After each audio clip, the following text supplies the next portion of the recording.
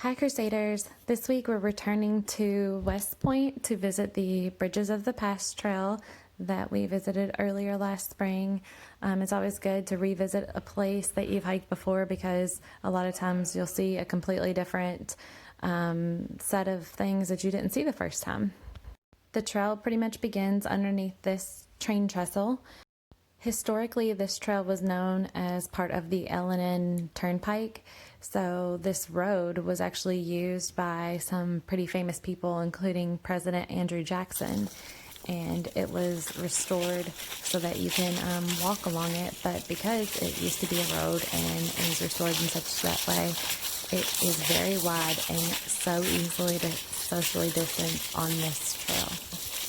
There were so many leaves covering the road that you could not avoid them when you walked along the path. The water that runs along this trail is known as Poplar Spring, and the reason it's called the Bridges to the Past Trail is because there are three really old stone arch bridges that are along this trail that you'll actually walk over if you do the entire 2-mile trail. I'm not sure if I mentioned this in the hike in the spring or if it was something that I didn't even notice, but the trail does have an incline where you basically go uphill the entire way back, and therefore the entire way back to your car is downhill, but it's very subtle, so while you do notice it a little bit, it's really not very difficult to climb. Here we took some time to get up close and personal with the leaves that were on the ground and check out the different types and colors. Here are some yellow and brown and green leaves that we found, and you can see in the video that they are very differently shaped, and depending on what color they are right now, they have a different texture as well. Usually the brown ones are extra crispy, and so we took some pictures of the different shapes you could see and the different colors.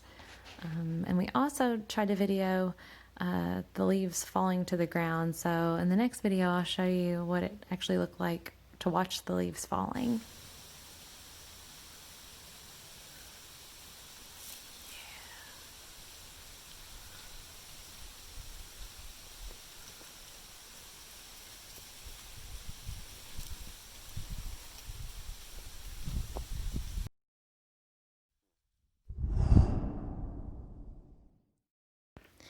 As we continued along the trail, noticing some things that were different about it this time of year versus the spring, we also noticed some things that were similar, and luckily so. One of my favorite things to see are waterfalls when we're on these hikes, and there were a couple that were running really well even though it's been pretty dry.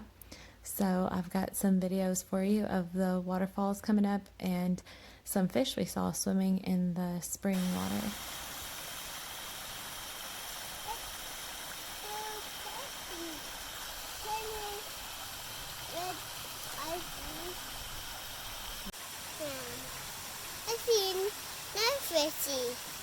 I see no fishy. Look, Daddy. Yeah. I see.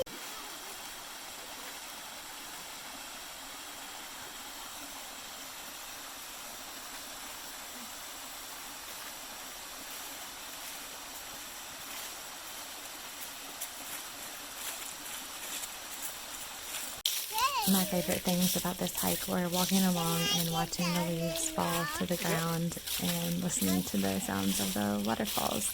There's also a really cool ending to this hike, and I was able to venture into it this time, and it's a cave, so stay tuned and you'll get to see that.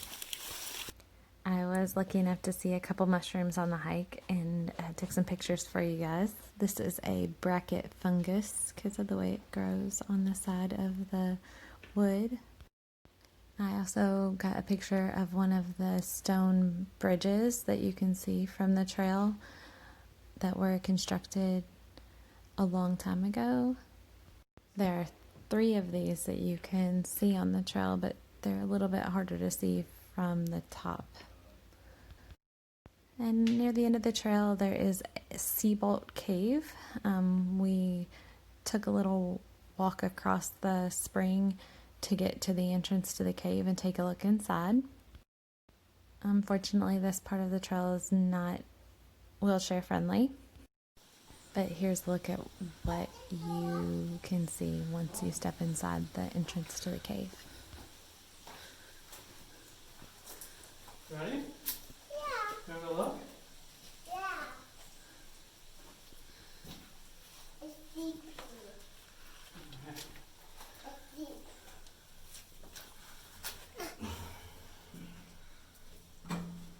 There's some really small stalactites starting to form, and if you see those in a cave, you want to avoid touching them because the oils from your skin will interfere with their growth. Jump in. Did you see him? Look at him. The frog Yeah. in the water. Uh-huh. You also don't want to go inside a cave without a flashlight because there's very little light inside. This cave almost had a person-shaped entranceway to go inside of it, but once that entrance got a little smaller, we turned around and started coming back out. I was really interested in looking at these stalactites that are really common in limestone caves, and we have a lot of limestone here in Kentucky. And then I was also interested in looking at these places where you could see huge stalactites used to hang from the ceiling but looked like it had been vandalized at one time. There's also a little hole to the side of the cave with some water running down it, which was kind of cool, like a little tiny waterfall inside. Thanks for joining me this week on our hike. I really love this time of year, and I hope you are getting some time to get outside and enjoy the colors of fall as well.